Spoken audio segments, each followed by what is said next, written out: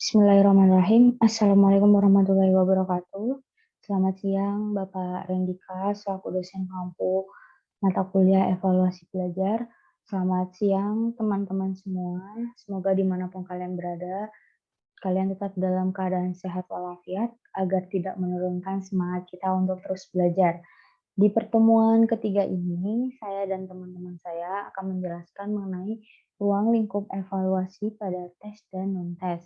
Sebelum masuk ke materi, saya akan memperkenalkan terlebih dahulu anggota kelompok saya. Yang pertama ada saya sendiri, Putri Saraswati. Yang kedua ada Lia Melania Siregar. Yang ketiga ada Zahra Lutfia. Yang keempat ada Vita Apriani. Dan yang terakhir ada Sofiatun Nazilatul Munawaroh.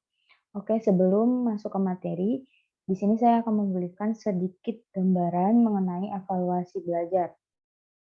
Evaluasi sendiri berasal dari bahasa Inggris, evaluation, yang dalam bahasa Indonesia diartikan sebagai penilaian.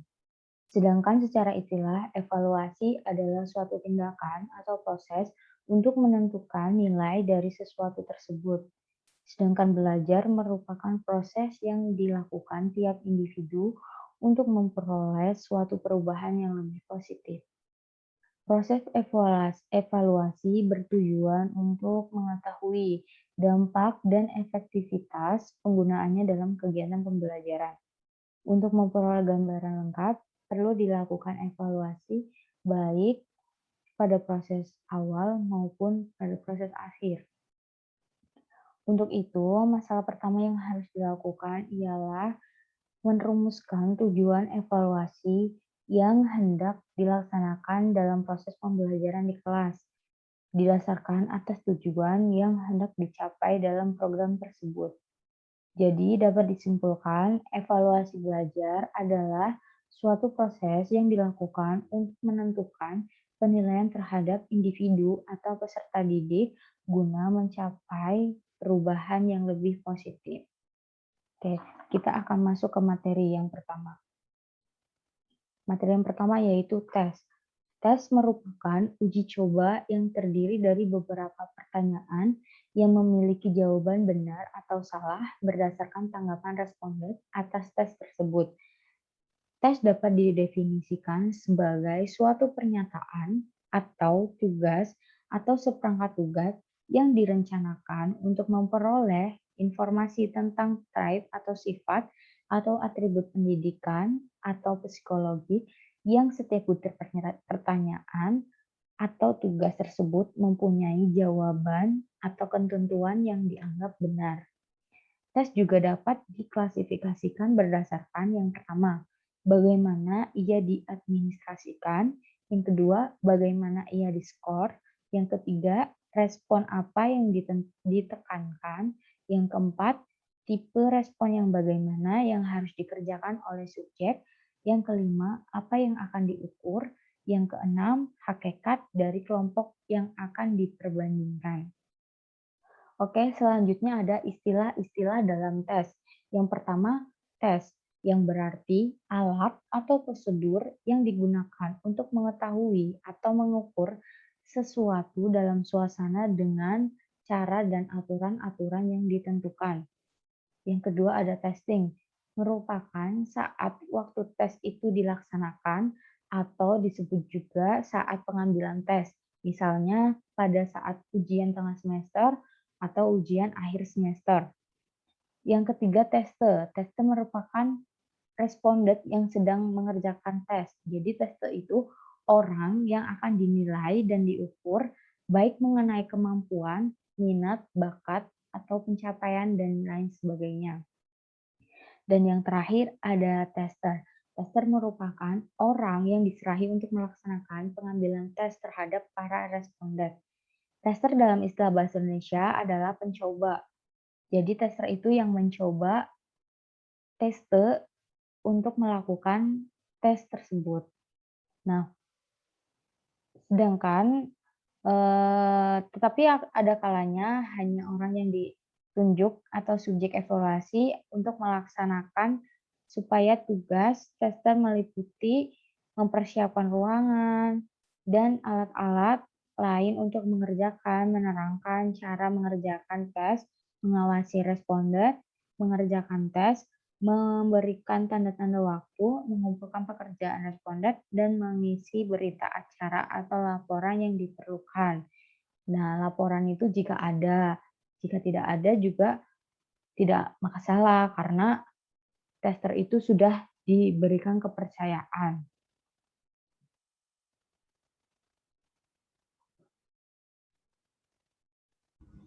Nama saya Lia Melania Sreger. Saya akan melanjutkan presentasi dari Putri Saraswati. Di sini saya akan menjelaskan ciri-ciri tes. Ciri-ciri tes dibagi menjadi 5, yaitu yang pertama, validitas. Validitas bisa dikatakan dengan ketepatan. Sebuah tes ini bisa dikatakan valid apabila tes tersebut dapat mengukur apa yang hendak diukur. Yang kedua, reliabilitas. Sebuah tes yang dikatakan reliable apabila hasil-hasil tes tersebut menunjukkan ketetapan.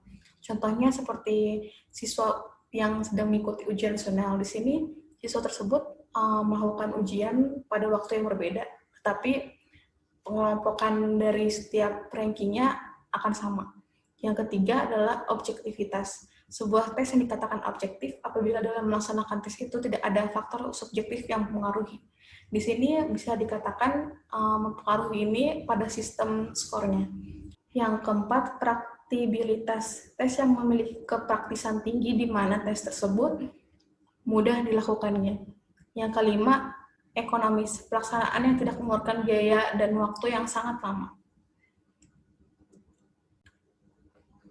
Selanjutnya, saya akan menjelaskan tentang jenis-jenis tes. Yang pertama, tes lisan. Tes yang dilakukan dengan berbicara secara langsung. Misalnya, guru dan siswa seperti berkomunikasi secara langsung. Guru bertanya, siswa menjawab. Yang kedua, tes tulis. Tes yang digunakan untuk mendapatkan jawaban atas soal yang diberikan dalam bentuk tulisan dan biasanya disebut paper and pencil test.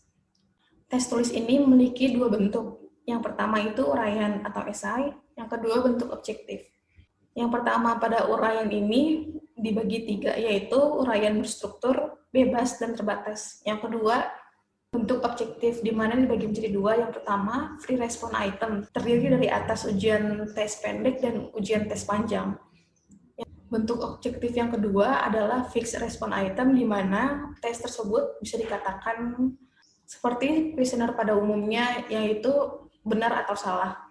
Yang ketiga, tes perbuatan atau tindakan. Tes di mana jawaban yang dituntut dari peserta didik berupa tindakan atau tingkah laku yang konkret, misalnya observasi pada lapangan.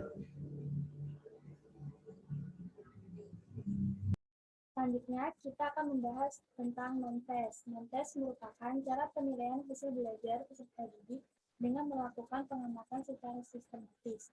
Teknik penilaian ini umumnya untuk menilai kepribadian anak secara menyeluruh meliputi sikap, tingkah laku, sifat, sikap sosial, dan lain-lain.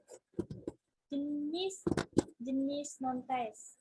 Yang pertama, ada observasi pengamatan, yaitu suatu proses pengamatan dan pencatatan secara sistematis, logis, objektif, dan rasional mengenai berbagai fenomena, baik dalam situasi yang sebenarnya maupun dalam situasi buatan untuk mencapai tujuan tertentu.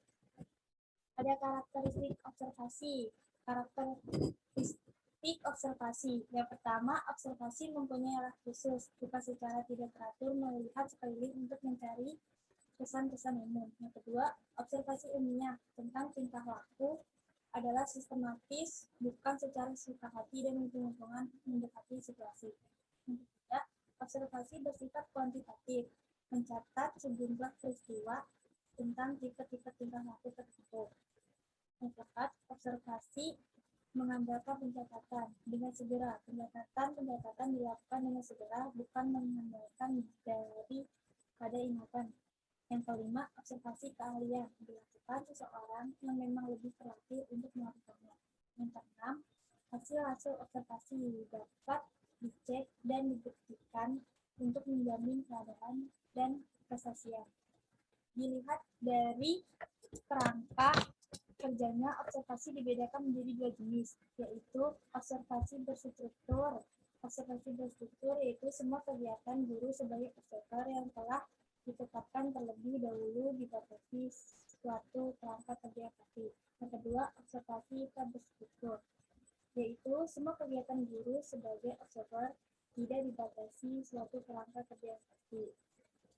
Selanjutnya dilihat dari teknis pelaksanaannya. Observasi dapat ditempuh melalui 3 cara, yaitu observasi langsung. Observasi langsung yang dilakukan secara terhadap objek yang dapat diselidikinya secara langsung. Observasi tak langsung, yaitu observasi yang dilakukan melalui perantara baik teknik maupun alat tertentu. Yang terakhir, observasi partisipasi, yaitu observasi yang dilakukan dengan dipandang orang.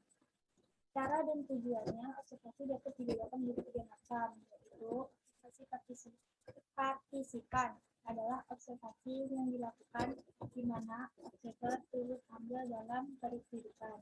Yang kedua, observasi struktur adalah observasi berstruktur sesuai kerangka observasi.